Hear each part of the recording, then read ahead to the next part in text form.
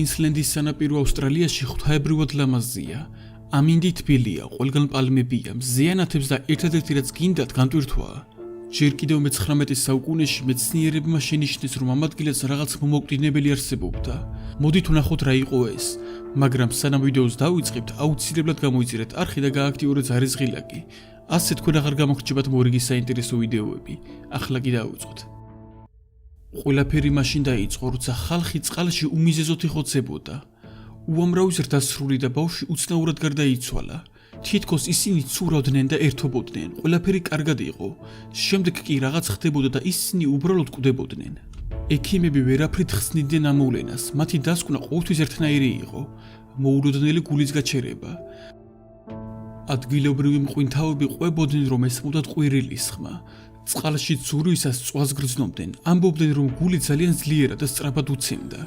ზოგჯერ არ შეძლოთ სუნთქვა, განიცდიდნენ ტკივილს, აღებინებდნენ და ჰქონდათ სხვადასხვა სიმპტომები, რომლებიც რამოდენიმე დღე გრძელდებოდა. თუმცა კვლავ არავინ იცოდა თუ რა იწვევდა ამ ყველაფერს. ადამიანები, რომლებიც ტროპიკულ ოკეანეებში ცურვას მიჩვეულები არიან, იციან ამ წყლებში არსებული საფრთხეების შესახებ. ოკეანეები სავსეა ზღვის გველებით, შხამიანი მედუზებით და სხვა საშიში არსებებით, რომლებსაც შეუძლიათ თქვენი სიცოცხლე შეიწირონ.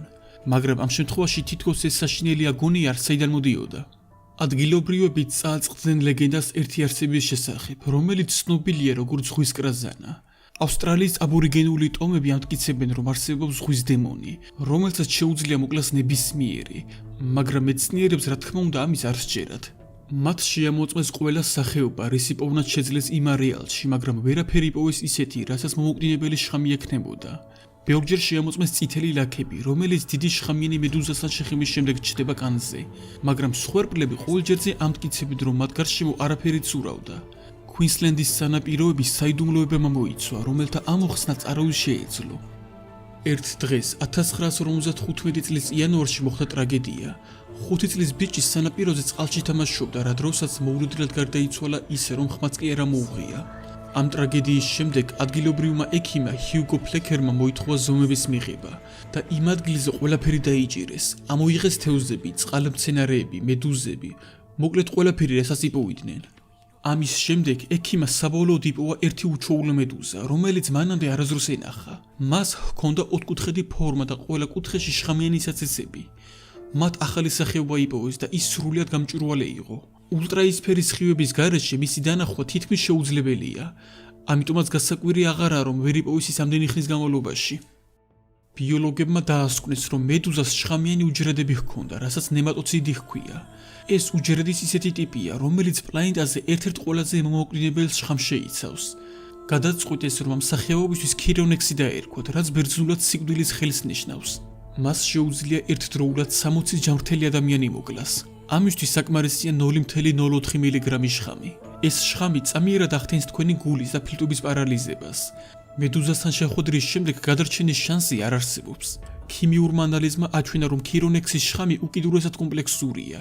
შეიცავს ტეტრამინს, რომელიც თქვენი კიდურების პარალიზებას ახდენს. თალასინს, რომელიც თქვენ სისხლს ზარღვებზე და გულზე ახდენს გავლენას. კონგესტინს, რომელიც იწვევს ალერგიულ შეშუპებას ფილტვებში და ასევე ჰიპნოტოქსინს, რომელიც გამორთავს თქვენს ნერვულ სისტემას. ასე რომ გადარჩენის შანსი თითქმის არ არსებობს. ქირონექსი გამორჩეული ქმნილებაა. წარმოიდგინეთ, მას 24 თვალი აქვს. ამ თვალების საშუალებით იღებს ინფორმაციას იმის შესახებ, თუ რა ხდება მის გარშემო.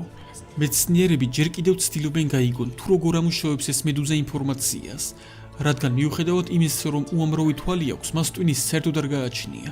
კარგი მხედველობით გამოირჩევა და ფერების გარჩევაც კი შეუძლია. თუმცა თეთრი სპექტრის დანახვა არ შეუძლია. ის ამჩნევს მუქ ფერებს და ყოველთვის ცდილობს თავი არიდოს წითელს. ამან მიიყვანა მეცნიერები იმ იდეამდე, რომ გამოიყენებინათ წითელი ბადეს საცურაო არეალის გარშემო. ახლა კი გადავიდეთ იმაზე, თუ რატომ ტოვებს მედუზა კვალს ადამიანის სხეულზე. ბიოლოგებმა რამოდენიმე ტესტი ჩაატარეს და მივიდნენ დასკვნამდე. როდესაც მედუზა მშვიდ მდგომარეობაშია, მისი საცეცები დაახლოებით 15 სანტიმეტრია სიგრძეში. მაგრამ როდესაც ის მშიერია, მისი საცეცები 3 მეტრ სიგრძესაც აღემატება. სწორედ ამ დროს ამჩნევს მსხვერპლს გრძელ წითელ ლაქებს. მაგრამ თუ მედუზა მშვიდადაა, ის მხოლოდ ოდნავ დატოვებს წითელ წერტილებს. თუმცა სასიკვდილოდ ესაც საკმარისია. ალბათ გაინტერესებთ სად ბინადრობს ეს საშიში სახეობა. ქირონექსს მხოლოდ წყნარ ოკეანეში შეხვდებით, ავსტრალიის ჩრდილოეთ სანაპიროზე, ახალი გვინეის და ფილიპინების გარშემო. ეს ის ადგილებია, სადაც ისინი ყველაზე საშიშები არიან. სტატისტიკური მონაცემების მიხედვით, ბოლო 100 წლის განმავლობაში 100 ადამიანი გარდაიცვალა მედუზას შხამით. ახლა კი გეტყვით მედუზების იმ სახეობების შესახებ, რომლებსაც თავი უნდა აარიდოთ. მედუზას ამ სახეობის დიამეტრი 30 სანტიმეტრია, მას 24 საცეცი აქვს, რომლებიც სიგრძეში 2 მეტრს აღწევენ. მათი ნესტარი ძალიან მტკივნეულია, სხეულზე გამონაყარს დაგიტოვებენ და ტკივილი რამოდენიმე დღე გაგრძელდება. თუმცა ისინი არ კლავენ, ბინადრობენ ჩრდილოეთ ამერიკის სანაპიროებზე, ასევე ატლანტიდის და ინდოეთის ოკეანეებში. ის ნამდვილი გიგანტია, მისი დიამეტრი 2,5 მეტრია, ხოლო საცეცები შეიძლება 30 მეტრსაც აღემატებოდეს. სილამაზის გამო ლომის ფაფარსაც ეძახიან, თუმცა არ დაუშვოთ მისმა სილამაზე მოგატყუოთ. ამ საცეცებს მტკივნეული ზიანის მოყენება შეუძლიათ, რაც წითელაქებს დაგიტოვებთ სხეულზე. ძირითადად ბინადრობენ ატლანტიდის და წყნარ ოკეანის წყლებში. ეს უბრალოდ მედუზა არა, ეს მედუზების მთელი კოლონიაა. მათ ძალიან გრძელი საცეცები აქვთ და გამოყოფენ მომოკვდინებელ ჭხამს. ამ სახეობის მედუზებს შეუძლიათ სიგრძეში 10 მეტრსაც მიაღწიონ. ძირითადად შედგებიან 100 კოლონიისგან. ზოგჯერ სანაპიროები იკეტება მათი უეცარი შემოსევის გამო. უმეტეს შემთხვევაში ისინი ტროპიკულ ზღვებში ცხოვრობენ. ეს სფერული ფორმის მედუზა ზარბაზნის ყუმბარას ჰგავს. ზოგიერთ ქვეყანაში, მაგალითად ჩინეთში, მას ჭამენ, რა თქმა უნდა თერმული დამუშავების შემდეგ. თუმცა აუცილებლად უნდა დაიმახსოვროთ, რომ მათ შხამს აქვს ტოქსინები, რომელსაც შეუძლია გულის პრობლემების გამოწვევა. ბინადრობენ ცენტრალურ დასავლეთ ატლანტიდის ოკეანეში, წყნარი ოკეანის აღმოსავლეთ ცენტრალურ ნაწილში და ასევე ხმელთა შუა, აზოვის, შავი და წითელ ზღვებში. ამით ვიდეო დასასრულს მიუახლოვდა. თუ მოგეწონათ ვიდეო, აუცილებლად გამოიწერეთ და გააქტიურეთ ზარეზღილაკი, რათა არ გამოტოვოთ მორიგი საინტერესო ვიდეოები. მე კი მომავალ ვიდეომდე დაგემშვიდობებით. ნახვამდის.